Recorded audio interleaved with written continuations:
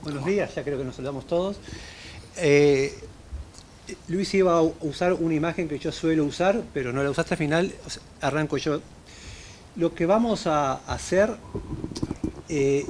no es lo que dice el título, que es lo que comentó María. No vamos a hablar de la dinámica del sector salud en la última década, porque eso implicaría una soberbia enorme, porque hablar de la dinámica necesitaríamos un par de días. Entonces lo que vamos a hacer es una selección de algunos temas. Cuando uno hace una selección ya está priorizando.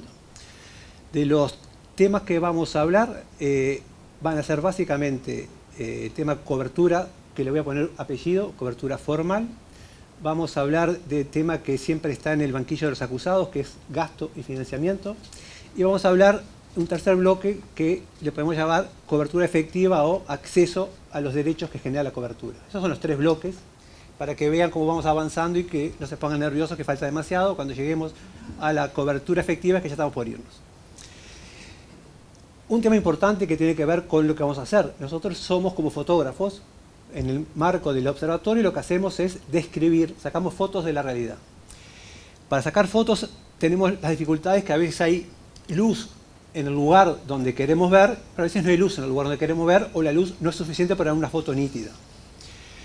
Una forma de plantear el dilema que se presenta a cualquiera, no a nosotros, a cualquiera de ustedes, y en general en cualquier tema que aborde, es ese trade-off que hay entre cuando yo estoy buscando qué priorizo, donde efectivamente perdí, donde hay más posibilidad de encontrar porque hay más luz. Y esta imagen tiene que ver con un chiste, yo soy muy malo contándolo, pero insisto en el error, y es decir, aquel chiste que hay un borracho buscando una llave, abajo de un farol, viene su vecino, y ¿qué te pasó? Estoy buscando la llave. ¿Dónde la perdiste? Cuando salí de casa. Pero tu casa está en la esquina, pero acá hay luz. Bueno, uno puede cometer ese error a la hora de tratar los temas. De hecho, los temas que tratamos están en primer lugar condicionados por la información. Hay temas que me pueden resultar absolutamente relevantes y no los puedo abordar por falta de información. No obstante, voy a llover sobre mojado, algo que dijo Luis. Yo creo que nosotros no nos podríamos quejar del sistema de información que tenemos.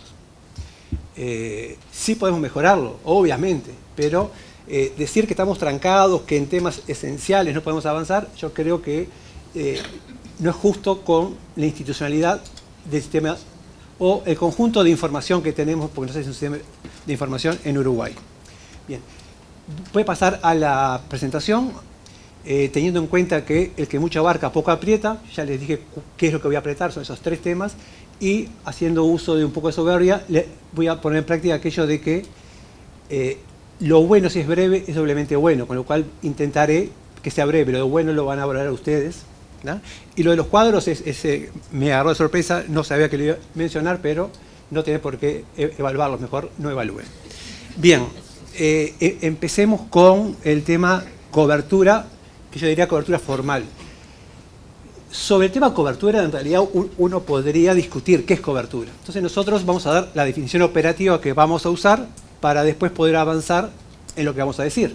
Entonces, la cobertura que vamos a considerar, la definición es aquellas personas que en Uruguay tienen derecho a una prestación integral, valga la redundancia, de parte de un prestador integral. Y entendemos por prestador integral, en este estudio, creo que no va a haber discusión sobre eso, pero por las dudas lo hacemos explícito, ACE, IAM, sanidad militar, sanidad policial y seguros privados. Ese es el universo, es taxativo, ¿ah? Y lo que estamos viendo es qué pasa con el conjunto de personas que tienen cobertura o derechos en esas instituciones para atenderse,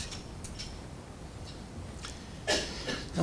Entonces, el tema obviamente que importa, pero uno a veces está haciendo referencia a preocupaciones que trascienden el país, pone como énfasis. Para la OMS, un objetivo central es lograr la cobertura universal. Entonces uno podría preguntarse, más allá de lo que estamos aquí sentados, creo que todos sabemos cuál es la respuesta, ¿cómo andamos en casa en relación a este objetivo? Y lo que uno puede decir con forma de adelanto, vamos a expoliar lo que todo el mundo sabe, y es que sobrecumplimos la meta en Uruguay, si entendemos por cobertura lo que acabo de decir. Ni que hablar que podríamos agregar a esto coberturas, por ejemplo, parciales, emergencias móviles, etcétera, pero nos estamos focalizando estrictamente en lo que entendemos es la cobertura integral. Entonces, lo que tenemos como primera figura es que entre el año 2000 2010 y 2022 crece la suma de personas con derechos a atenderse en estos prestadores en 650.000 personas, mientras que la población de Uruguay no crece. O sea, hay un fenómeno de crecimiento de derechos que no va de la mano de un crecimiento de población. El último censo, porque hasta hace muy poquito eran conjeturas que no habíamos crecido, pero ahora tenemos datos firmes de que efectivamente no crecimos.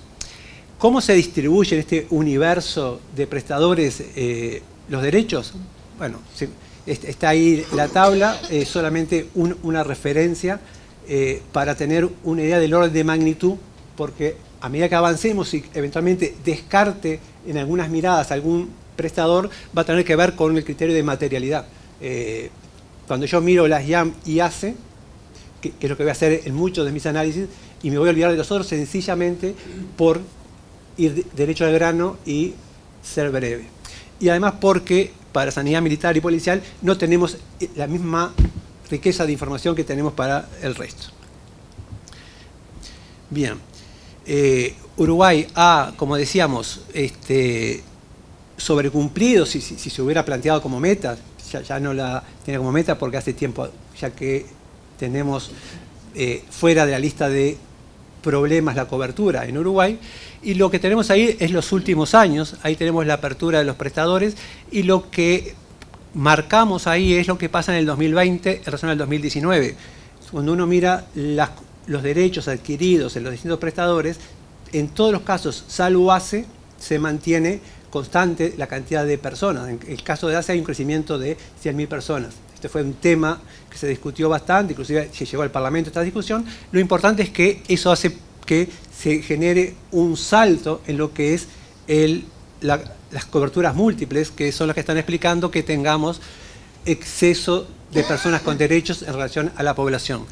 De hecho, hasta el 2019, antes de este fenómeno que veíamos del crecimiento de 100.000 en los datos administrativos que dan cuenta de la cobertura de ACE, las coberturas múltiples implicaban un 8% de la población, y ahora estamos con un 10% por encima de la población, lo que podemos llamar coberturas múltiples.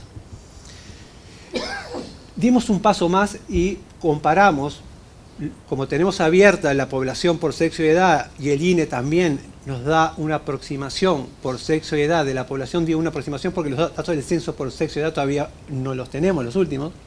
Entonces vimos cómo se distribuye ese 10% que decíamos hoy de sobrecobertura en el interior de la población. Y ahí los grandes resultados, o los resultados, saquemos la palabra grande, es que hay mayor sobrecobertura en hombres que en mujeres, y a su vez, cuando uno abre por edad, hay algunos fenómenos que podrían ser de interés, y es que en los menores de 14 años casi que no hay sobrecobertura o coberturas múltiples. En realidad, inclusive da que hay problemas de cobertura, como que la población podría ser mayor a los derechos que surgen de los datos administrativos de estos prestadores. Es un llamado de atención sobre el cual tenemos que profundizar.